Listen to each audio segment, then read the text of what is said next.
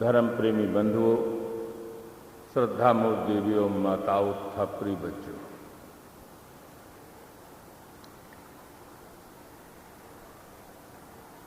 जीवन में भक्ति, ज्ञान और कर्म तीनों की महती आवश्यकता है। कुछ लोग भक्ति में इतने तन्मय होते हैं, उसकी महिमा में इतना गुणगान कर जाते हैं कि लगता है ज्ञान और कर्म की अवहेलना कर जाते हैं। उनके दृष्टिकोण में अर्थ न धर्म न काम रुचि, गति न चाहो निर्वाण, जन्म जन्म रति राम पद यह वरदान न आन। मोक्ष भी नहीं चाहते। कुछ लोग ज्ञान की महिमा इतनी ज्यादा बता देते हैं कि भक्ति को बिल्कुल निम्न श्रेणी में कर देते हैं। कुछ लोग कर्म की महिमा में इतना वर्णन करते हैं कि वो ज्ञान और भक्ति दोनों को बेकार बता देते हैं। सही ढंग से चिंतन किया जाए तो जीवन में भक्ति, ज्ञान और कर्म तीनों की महती आवश्यकता है। मस्तिष्क से हम ज्ञान प्राप्त करें, हृदय से हम उपासना करें, भक्ति करें और इंद्रियों से पवित्र कर्म करें। यदि सचमुच ये तीनों हमारे जीवन में आ जाएं, तो हमारा जीवन सत्यम शिवम सुंदरम हो सकता है।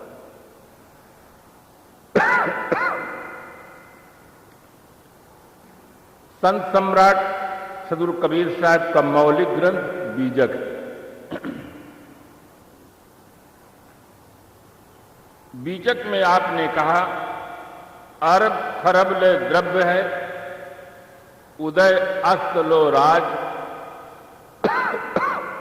भक्ति महात्म ना तुले, ई सब कौने काज।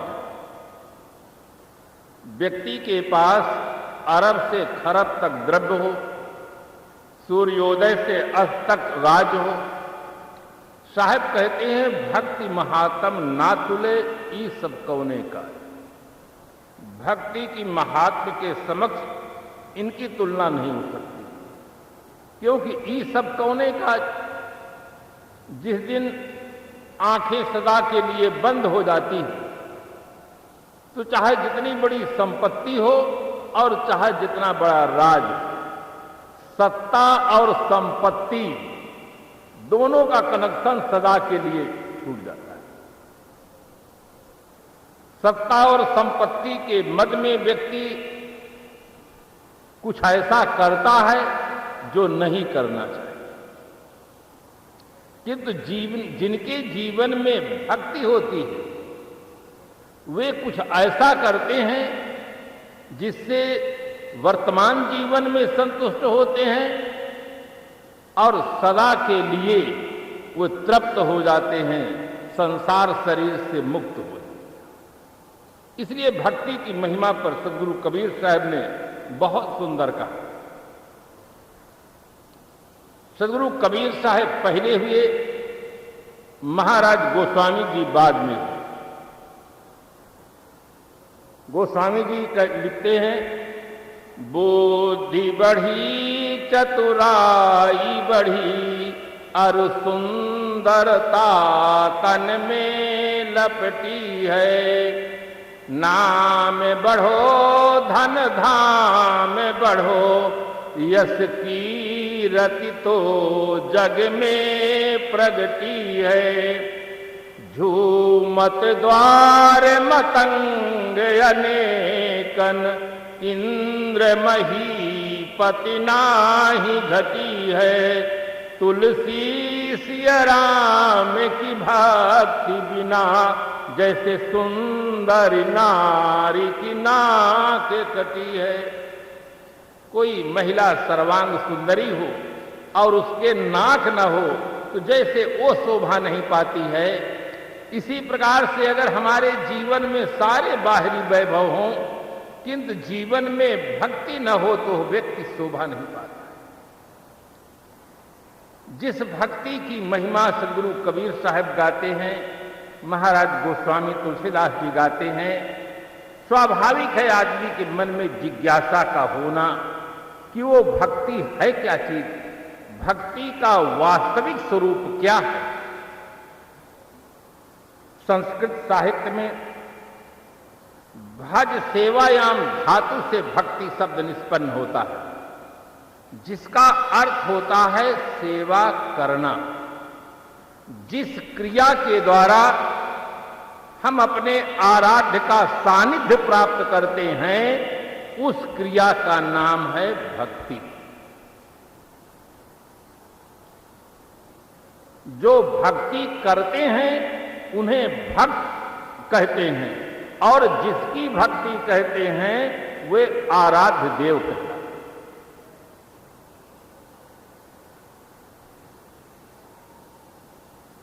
भक्ति पर ग्रंथों में लिखा गया पूज्येषु अनुरागो भक्ति। पूज्य में अनुराग होना, आज्ञा पालन करना, सेवा करना, इसका नाम भक्ति। भक्ति शब्द बहुत व्यापक शब्द है, उसको हम संप्रदाय जगत तक सीमित न रखें। खुले आकाश की तरह चिंतन करें। जो लोग मातृ पितृ की आज्ञा का पालन करते हैं, अनुशासन में रहते हैं, सेवा करते हैं, वो मातृ पितृ भक्त कहलाते हैं। जो लोग राष्ट्र की सेवा करते हैं, राष्ट्र के लिए अपनी संपत्ति और अपने जीवन की कुर्बानी कर देते हैं, वे व्यक्ति राष्ट्र भक्त कहलाते हैं। संसार में कुछ ऐसे भी लोग पाए जाते हैं जो पूर्व में हुए महापुरुषों की, सती साध्वी देवियों की मूर्ति बना करके मंदिर में स्थापना करके अपना श्रद्धा सुमन समर्पित करते हैं, वे भी भक्त कहलाते हैं, वे भी भक्ति करते हैं। संसार में जितने संप्रदाय हैं, मजहब हैं, परंपराएं हैं, सभी में भक्ति का विधान है। इस्लाम में नमाज ये भक्ति है। भक्ति सबके अंदर है। कुछ ऐसे भी संसार में लोग पाए जाते हैं जो जगत को देखकर जगत बनाने वाले की कल्पना करते हैं कि इसका कोई बनाने वाला है। हम वह संसार में देखते हैं तो मकान बिना बनाए नहीं बनता है, मकान का भी कोई बनाने वाला होता है, वस्त्रों का भी कोई बनाने वाला होता है। तमाम चीजें संसार में देखी जाती हैं, उनका बनाने वाला कोई होता है। इसी प्रकार से हम मन से कल्पना कर लेते हैं इस संसार का बनाने वाला भी कोई है, और जो है उसी को हम परमात्मा मान लेते हैं, भगवान मान लेते हैं, ईश्वर मान लेते हैं। ऐसा मान करके भी लोग उनकी उपासना करते हैं। ऐसे भी लोग पाए जाते हैं। उदाहरण के रूप में ले, आर्य समाज है, इस्लाम है, इन दोनों में उपासना इसी प्रकार की प्रधानता पाई जाती है कि एक जगत का जो नियंता है, जगत का मालिक है, हम उसकी इबादत करते हैं, उसकी प्रार्थना करते हैं। वो हम आदमी की इबादत नहीं कर सकते। इसलिए इन दोनों में आदमी की उपासना मान नहीं। निराकार परमात्मा, निराकार अल्लाह, उसकी उपासना करते हैं। ऐसे भी लोग संसार में पाए जाते हैं जो निराकार परमात्मा की उपासना नहीं करते, पूर्व में हुए महापुरुषों या सती साध्वी देवियों की भी उपासना नहीं करते हैं, राष्ट्र भक्त भी नहीं हैं, मातृ पितृ भक्त भी नहीं हैं। ऐसे भी लोग संसार में पाए जाते हैं कि वे भी हैं। वे किसकी भक्ति करते हैं? आपके मन में प्रश्न हो कि ऐसे व्यक्ति जो शेष रह जाते हैं वे किसकी भक्ति करते हैं। कुछ ऐसे भी लोग होते हैं जहां से व्यक्ति को बोध प्राप्त होता है, ज्ञान प्राप्त होता है, वे सगुण साकार चैतन्य मूर्ति सद्गुरु की भक्ति करते हैं। इन सभी प्रकार की उपासना के अतिरिक्त भी लोग पाए जाते हैं। वे किसकी उपासना करते हैं, ये मानव मस्तिष्क में एक जिज्ञासा पैदा होती है। क्योंकि गीताकार ने लिखा श्रद्धा मयो अयम पुरुषः, ये पुरुष श्रद्धामय है। हर आदमी के मन में श्रद्धा है। हम अपनी श्रद्धा कहीं न कहीं जरूर समर्पित करते हैं और जहां समर्पित करते हैं वहीं हम उनकी उपासना करते हैं, भक्ति करते हैं। भक्ति को ही उपनिषद की भाषा में उपासना कहा जाता है। भक्ति और उपासना समानार्थक शब्द है। उपासना का अर्थ ही होता है उपधन आसना उपासना। उप माने समीप, आसना माने बैठना।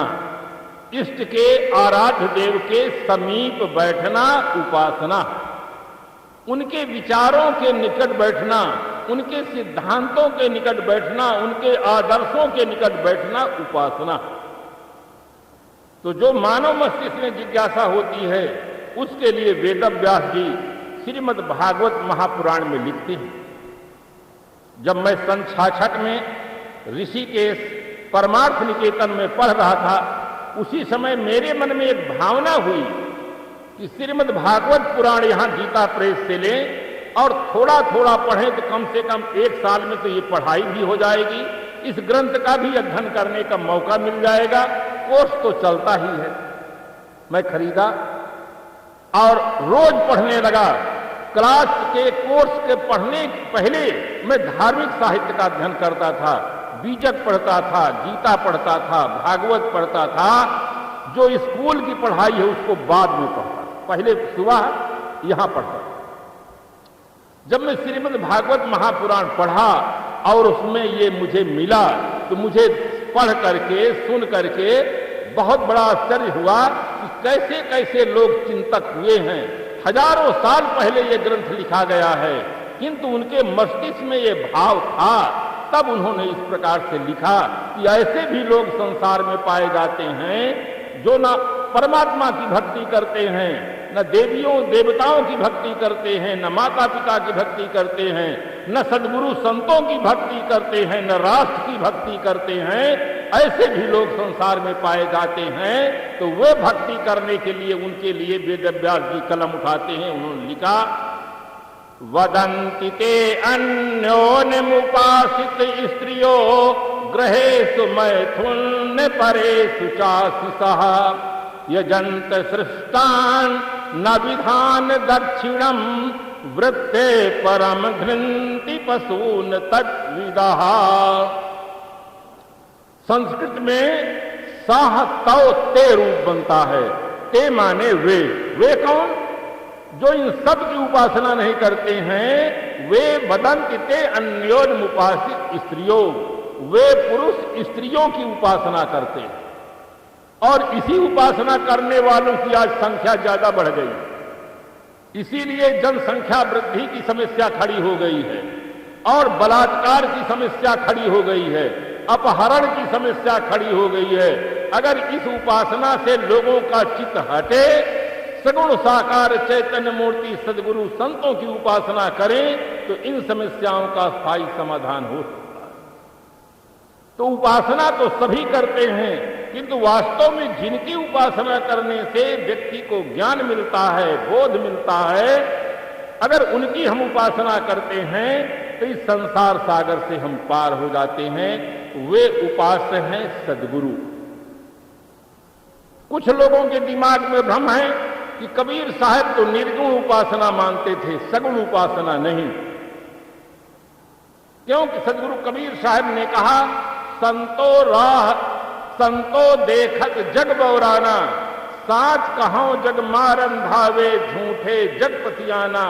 नेमी देखा धर्मी देखा प्रात करे स्नाना, आतम मार पसाड़े पूजे उनमें किछो न ज्ञाना। संतो देखत जग बौराना, सदगुरु कबीर साहब ने इंकलाबी भाषा में कहा कि पत्थर पूजे हर मिले तो मैं पूजूं पहाड़। इसलिए आधुनिक युग के जो हमारे विद्वान हैं उन्होंने ये मान लिया कि मूर्ति पूजा सगुण पूजा है और कबीर साहब मूर्ति पूजा को नहीं मानते हैं, इसलिए निर्गुण ईश्वर की पूजा मानते। आज स्कूलों में ज्यादा पढ़ाया जा रहा है कि कबीर साहब निर्गुण निराकार ईश्वर की पूजा करते हैं, विद्वान भी मानते हैं और दूसरे जो कॉलेजों में पढ़े हैं वे भी ऐसा मानते हैं।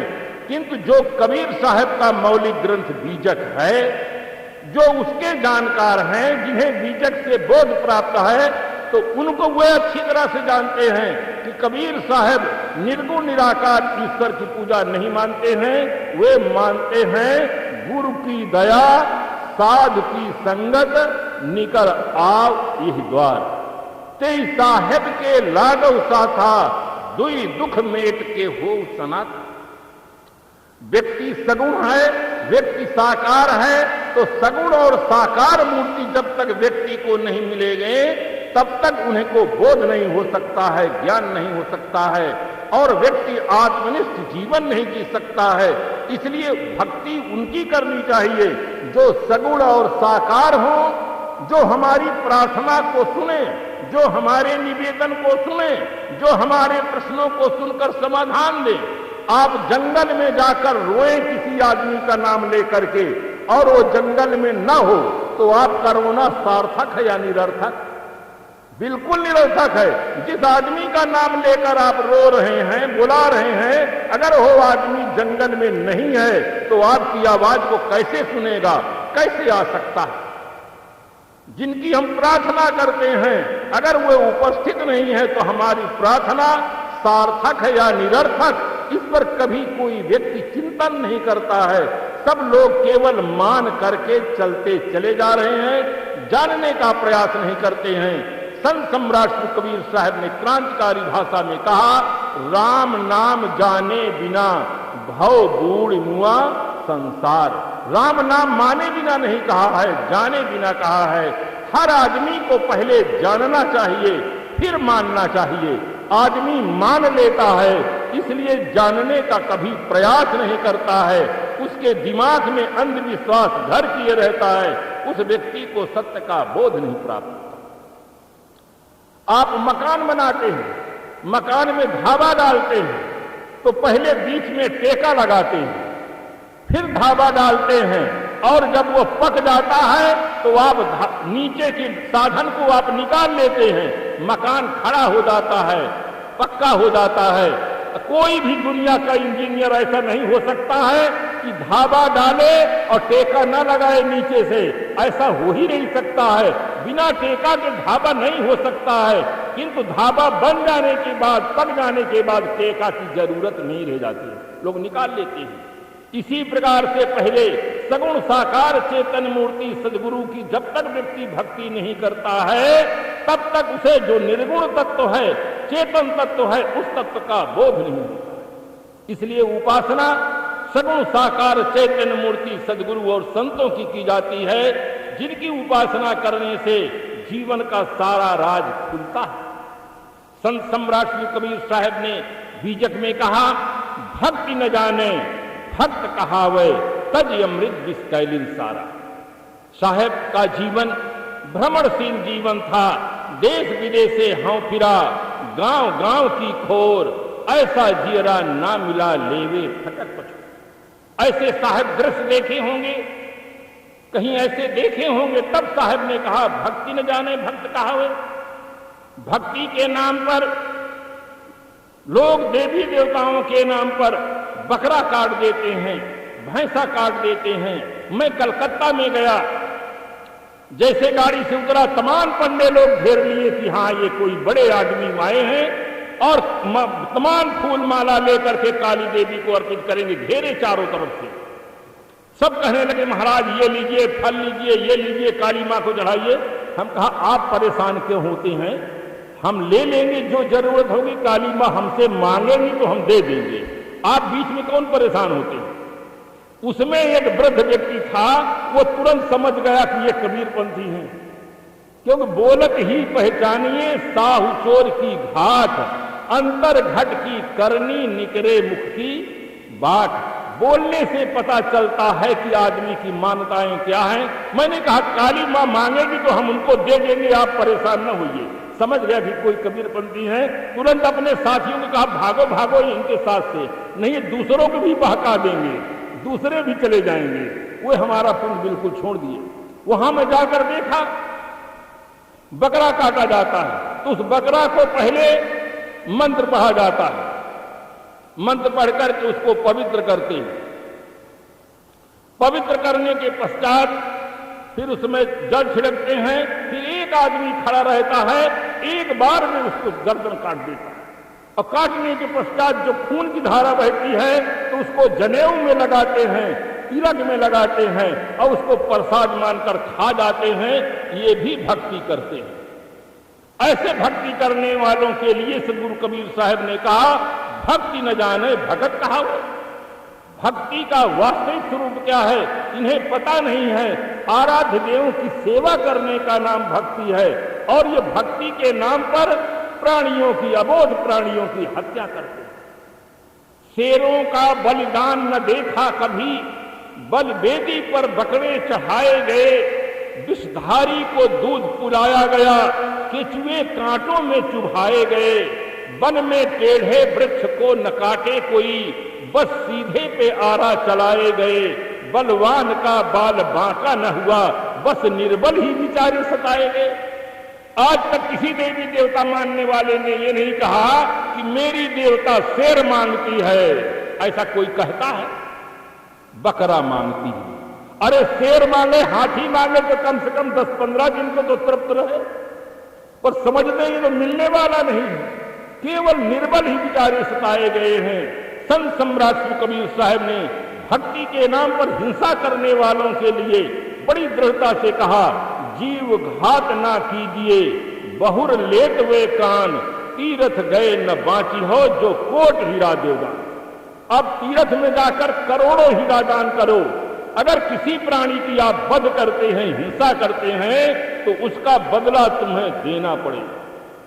कबीर कमाई आपनी निष्फल कभी न जाए, अब बोया पेड़ बबूल का तो आम कहां से। सदगुरु कबीर साहब की वाणी कुछ ऐसी है कि एक सामान्य व्यक्ति भी उसके अर्थ को समझ लेता है, किंतु उनकी वाणी कुछ ऐसी भी है जो बड़े बड़े विद्वानों को समझने में भी उनके दांत खट्टे हो जाते हैं।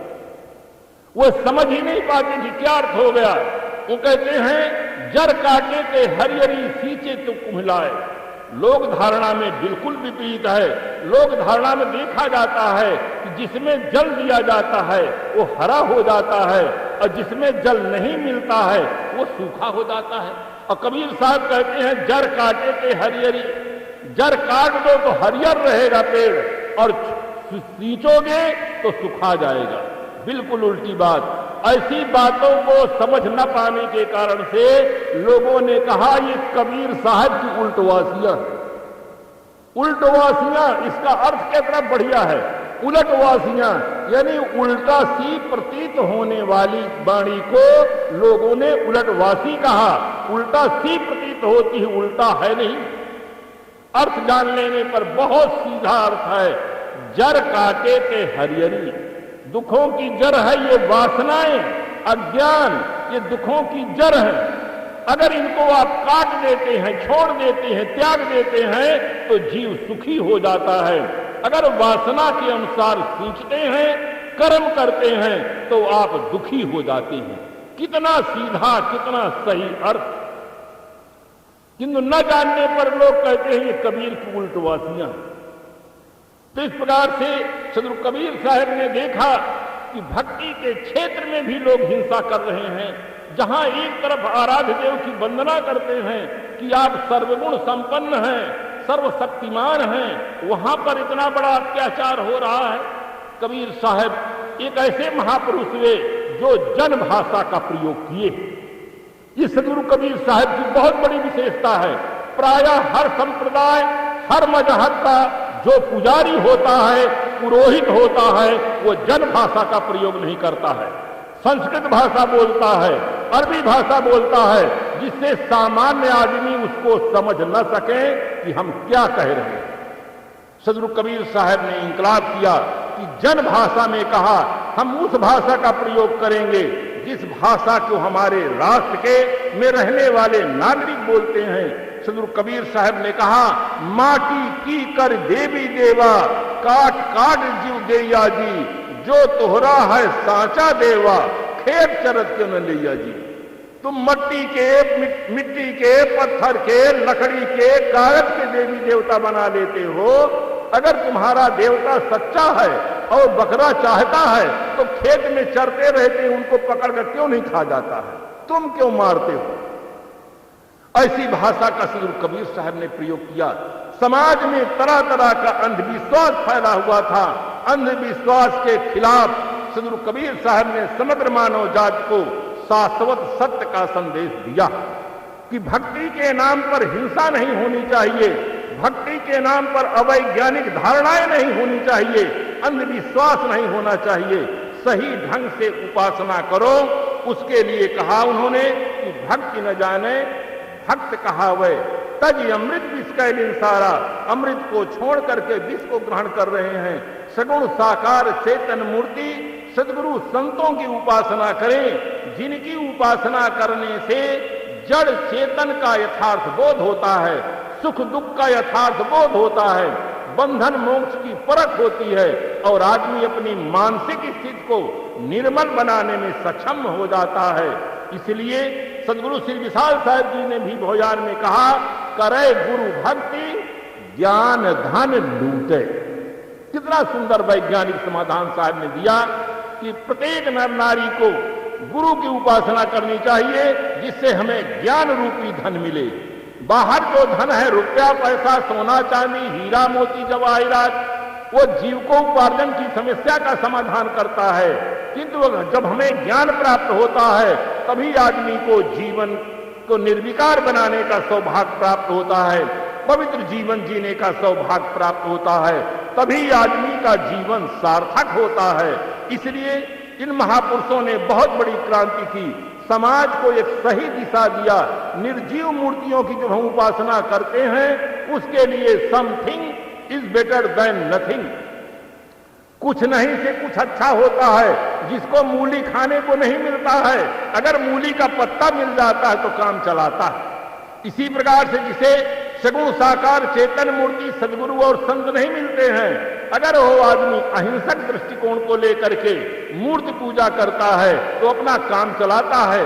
उसके मन में महापुरुषों के प्रति, सती साधियों के प्रति एक श्रद्धा है, भाव है, अपना श्रद्धा सुमन समर्पित करता है और जब उसे सदगुरु मिल जाएंगे तब उनकी दृष्टि साफ हो जाएगी। महाराज गोस्वामी जी ने भी लिखा, तुलसी प्रतिमा पूजबो जस गुड़िया को खेल, साज पति से भेंट भया जब दिया पिटारा मेल।